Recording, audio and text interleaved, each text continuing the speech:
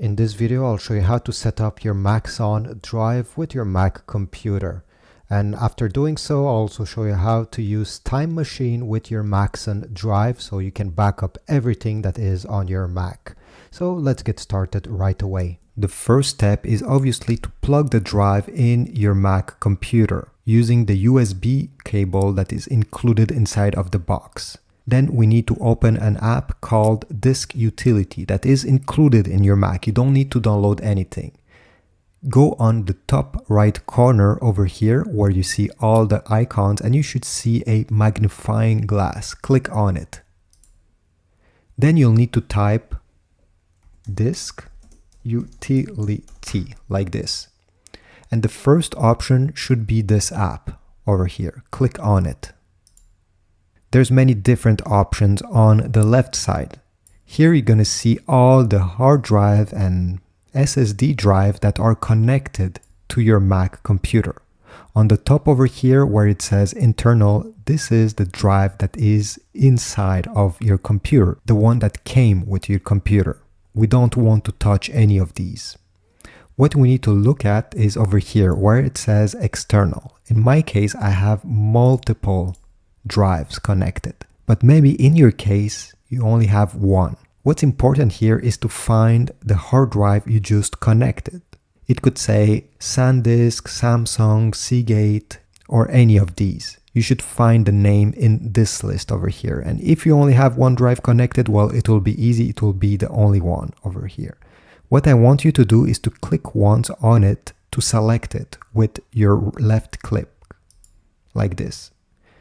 You should see all the information on the right side, including how big it is. This way you can make sure that this is the one that you just plugged in. Next step is to press on the erase button that is located on the top right corner. Click once on it and you should see this opening. The first step is to change the name, if you wish, you're not obligated, of this drive. So let's say Test Drive 5 in my case. Well, this is the name, the new name that this drive will have, and every time you'll plug it in, it will be a lot easier to recognize it since it's a name you given, and when you'll see it in the list, you'll know that this is the drive. So give a new name, and then this is the most important part of this tutorial is the format. So as you see here, there's many different ones, and depending what you intend to do with this drive, you have to select the right one. So which one should you select? Now right here we have 1, 2, 3, 4, 5 options, but you may see many more than this. So I will list them all and go through all of them so you make a better decision. So the first thing that you may see in this list is APFS. Apple File System. This option is if you intend to use this hard drive only with Mac computers. So let's say you have an iMac and a MacBook Air, and maybe your friend has another Mac and you just want to move files from these computers using this drive, and you'll never use a PC computer with this drive, then you should choose this APFS if all these Mac computers are recent. What I mean by recent is that they're running Mac OS 10.13, which is High Sierra, or the latest versions. So if you're planning to use your drive with Mac computers that are from 2018 and more recent ones, you should choose the first option, since this will be the most efficient one. Now, the second option that you may see is Mac OS Extended. This is the same exact thing that I talked about just now about APFS. The only difference is you should select this option if you intend to use with Mac computers that are older, that are running Mac OS Sierra or older versions. Again, if you're thinking using this drive with Windows computer and your Mac, you should not choose any of these two first options. Third option that you may see is MS-DOS, which is FAT32 for people who know. This option will be compatible with Mac computers and Windows, but the major problem over here is that it's only capable of holding files up to 4 gigabytes, which I think it's not useful for most people. The only reason I can see someone selecting this option is if you intend to use this drive with your Mac computer, but also with a smart TV. Mine, for example, is an LG Smart TV and it only accepts FAT32. And if I want to watch movies that I have transferred from my Mac to this drive on my Smart TV, I must select MS-DOS FAT32. The fourth option is exFAT. This is the option that you need to select if you intend to use this drive with Mac computers, but also Windows computers. This does not have the 4 gigabytes limitation that we just talked about the MS-DOS format. With exFAT, you'll be able to transfer and put much larger files. And I think most people will choose exFAT, especially if you're using this drive for school or work, where you may encounter colleagues using Windows computers and you'll want to connect your drive to their computer. This way, by choosing exFAT, you're sure that it will be compatible with both PCs and Macs. Finally, there's another option, which is NTFS. Microsoft NTFS. This is an option that is only good if you want to use this hard drive or SSD drive with Windows computer. Only Windows computer, because if you choose NTFS, your Mac computer won't be able to write on this drive. It will only be able to read it. So do not select NTFS. Your Mac is not compatible with this format. The last thing I want to add about these options is if you want to use this drive to make some backups for your Mac, and only backups, that's the only purpose why you got this, and you're going to use Time Machine. I'll just show you in a few moments how to use it. Well, you should choose APFS or Mac OS Extended, one of these two options. If your Mac is a more recent one, choose APFS. If you have an older Mac, that is older than 2018 around, well, choose Mac OS Extended. In my case, I'll choose Mac OS Extended. Then you have over here another option right under it. What I suggest you is simply put it to the first one, GUID partition map. Just leave it like this. Once you're ready, press erase, and just to make sure that when you press erase, it will format the drive. So everything that is on it will be erased. So if it's not a brand new drive and you have some important files there, make sure to make a backup before pressing erase. So I'll go ahead, I'll press erase. Usually it only takes a few seconds. Maybe if you have a larger drive, it can take up to a few minutes. You just have to wait until you get a confirmation that your drive has been erased and formatted. Here we go. We have the confirmation here. We have the green check mark. Operation successful. Perfect. Now we can simply press done. And here we go. On the left side, we even have our new name over here, Test Drive 5. If you open Finder on your Mac and you're browsing files the same way you're doing as always, on the left side over here, you're going to see the names of your drives, and you should find the one you just set up. Once you finish using it, if it's not a drive that will stay connected to your Mac permanently, you need to eject it. You cannot simply unplug the USB plug from your computer, because this can corrupt data and cause some problems. So to eject it, there's two ways really you can do it. You see over here on the right side of the name, there is a small icon. You just click on it, and usually in 2 seconds it will be ejected. You can also see all the drives that are connected. In our case, this is the new one we just set up.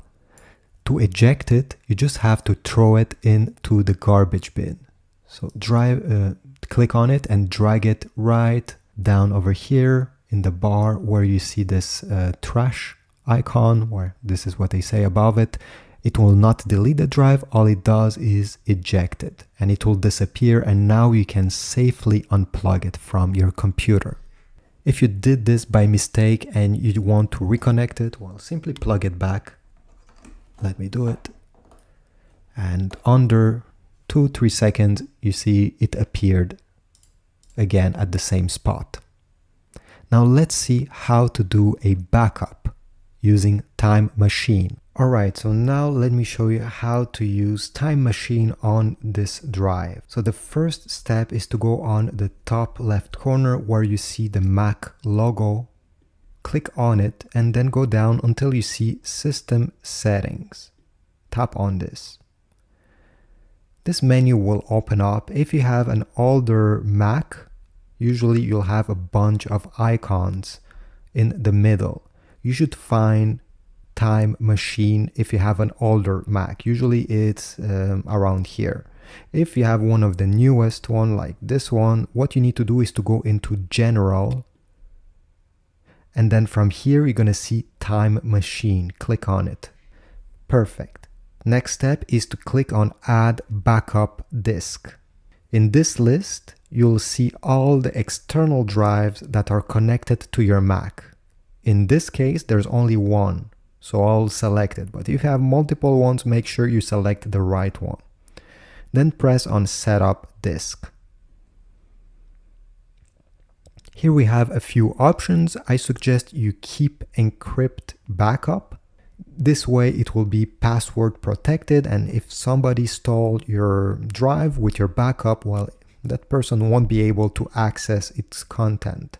So to create a new password, simply type it over here, re-enter the same password you just typed.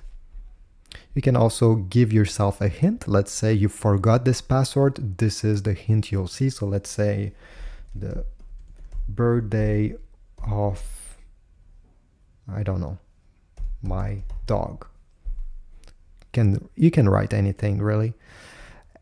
And finally, you can set a disk usage limit. So let's say you don't want to use the whole memory capacity of this drive for Time Machine, for your backup, for any reasons really. Let's say you have some school projects that you want to keep on this drive separately. Well, you can say custom over here, and you can allow Time Machine to have only a certain amount of memory. In my case, I'll just leave it to none, since this drive will be exclusively for Time Machine. Then press done after that. This step just takes a few seconds. You just need to be patient. It's preparing the drive. And here we go. This is what you should see now. The name of your drive right under Time Machine. From here, there's also a few other options. You can select your drive the way I just did, simply by clicking on it, and then press Options. On the top, you'll see Backup Frequency. This is very important. So do you want your computer to make a backup every hour, every day, or only once a week? This is up to you. There's no specific rule. Obviously, if you want to protect your data and make sure you don't lose anything, just keep it at every hour, the way it was. You can also select manually. If you select manually, it means that there is no automatic backup that will occur. I don't suggest. You'll have to click every time Make Backup, Start Backup to start the process, and I guess sometimes you'll forget, so I suggest you choose one of these three options. If you choose automatically one of these three options, you'll also see backup on battery power. So by default, as you see, it's turned off, which means that if your Mac computer is disconnected from power, it's not plugged in, it won't automatically do the backup because it will try to preserve your battery life. You can also check it, which means that no matter if your Mac is plugged in or unplugged on battery, the backup will happen no matter what. It will use more energy, more battery, so you just need to be mindful about this. And if we go over here, the last option, it will tell you exclude from backups. So here you see all the drives that you do not want to back up. Test Drive 5 is already on the list. Why? Because Test Drive 5 is the drive we selected to make the backup. So it cannot do a backup of a backup. It doesn't make any sense. So this is why you see it over here. But if you want to exclude drives, but also folders, not only drives, you can click on this plus symbol. And here you'll be able to select anything. Let's say on desktop, I have this folder over here, this one. And I do not want this to be part of the Time Machine backup for any reason. Well, I just have to select it and then click exclude. It will be added from the exclusion list. When you're done, press done. And you see the backup started automatically. Depending how many files you have on your computer, this will determine how much time it takes for your Mac to make the backup. So from here, you can let this happen. You can even close this window and just use your computer the same way you're using every day. You see on the top right corner over here, you have the Time Machine logo. You can click on it if at any time you want to know what's happening with your backup. So over here, I can see that it's currently backing up my data. You can stop this backup and you can browse Time Machine backups. I'll show you just in a few seconds how to do it. And you can open Time Machine settings from here. You don't have to go through the same way we did previously. That takes more steps. You can simply click on the top here and you get these shortcuts. Now, what happens if you want to recover a file from your Time Machine drive? Let's say you have deleted that file without knowing it, and now you're panicking, you want to get it back. So you go in Time Machine on the top here and select Browse Time Machine Backups. This will open. This looks like Finder because it's Finder, where all your files are, the same way you're browsing them on your computer. And you have multiple layers of this. So you see over here, there's many different windows. By clicking this top arrow, you can go back in time. Again, this is a fresh Time Machine backup, so I don't have much data here. But if you did this a few weeks ago or maybe a few months ago, you'll be able to go back in time very, very far and retrieve your file this way. So you just have to go in the folder where the file is located or was located, let's say download. And from here, you're probably going to see it. All you have to do is to click on it. And then on the bottom here, you see restore, click restore. And it will bring it back on your computer from your Time Machine backup. If the file was already on your computer, you can decide over here to keep the original only, keep both of them, this is what I suggest, or to replace the new file with the older one you just recovered. This is up to you. I'll click replace. So this is it. I hope this was useful. Please check the Amazon affiliate links in my description if you want to get a new hard drive for your Mac. If not, just leave a like, subscribe, and comment down below.